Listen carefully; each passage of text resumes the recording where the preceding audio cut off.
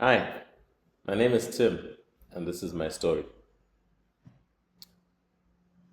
So, I found myself struggling with submitting to authority and accountability.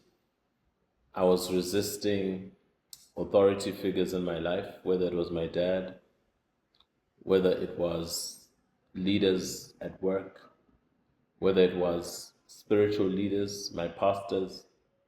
And as a result of that, I found myself resisting God Himself. And I found myself in a place of stagnation. This was about 10 years ago.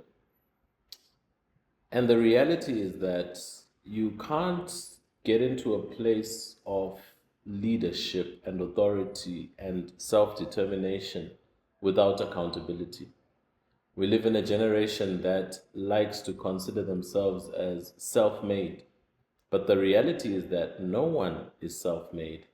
Leaders are there to mentor you, leaders are there to stretch you, leaders are there to guide you. It doesn't mean that they'll always be correct, but what it does mean is that where you were going to be accountable, you are now only required to be responsible. What I mean by that is that leadership carries the accountability while you carry the responsibility. And this is important for your seasons of training because not many people can survive being accountable.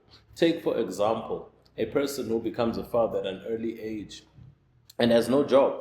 You're already in a position where you're not ready to be accountable and you're going to find yourself stretched or at the mercy of people who are going to be helping you to raise your child. So I found myself in places where I need not be simply because I was not submitted to authority.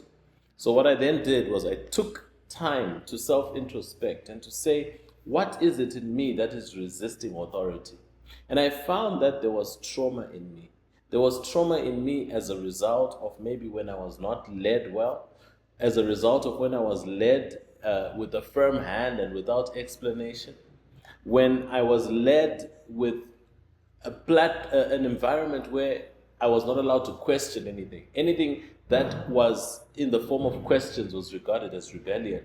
So I found myself latching on to that rebellious nature and refusing to submit to where I am needed to submit. Sometimes we need to learn as men that God will not always explain, but He will need you to obey. So I think for me, growing beyond the need for an explanation, growing into the place where I understood that the people that God has placed in my life, first and foremost, my parents, you may have parents, biological or otherwise, or people who represent father and mother figures in your life, are people of authority who God places a demand on you to honor. Employers at work, I found myself that the moment I decided to submit to them and to yield to their leadership and to support them in their leadership, my life began to move forward. Leaders in the place of the pastoral or ministry figures, I found myself in a place where, because I had submitted myself to a pastor who was following Jesus, it was so easy for me to begin to grow. Leaders are there by design. God has ordained it so that people who are going to eventually be in places of authority must themselves be under authority or must have passed through the process of being under authority. So that was my story, and I was sticking to it until a time came when I realized this can't continue any longer. I also realized that the people who God puts in your life as oversights, who may be men, may be sent by God to chisel you into the person that God wants you to be. So that was 10 years ago. Where am I today? Today I'm leading a local church as a pastor in Johannesburg, South Africa. We also have a branch in Cape Town.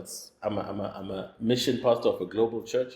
I'm also the managing director of an IT company. I'm leading people. But this day of my leadership would have never come if I had not learned to submit to authority. I'm still submitted to authority to this day. But the idea is that as men, we become more effective leaders when we willingly lay down our crowns and our swords to follow after either a man who God has placed in our lives to be accountable to, or by extension, to God Himself. So I want you to check the areas of your life where you might be the most frustrated.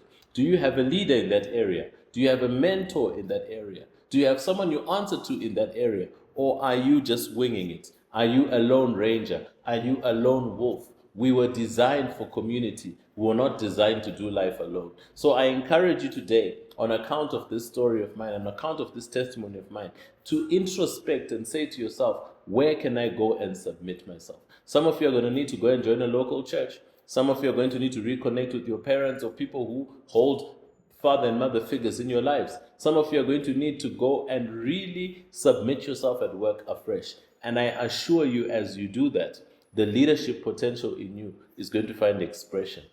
I always say to people that submitting yourselves to people who are going somewhere is the free MBA that life has given you.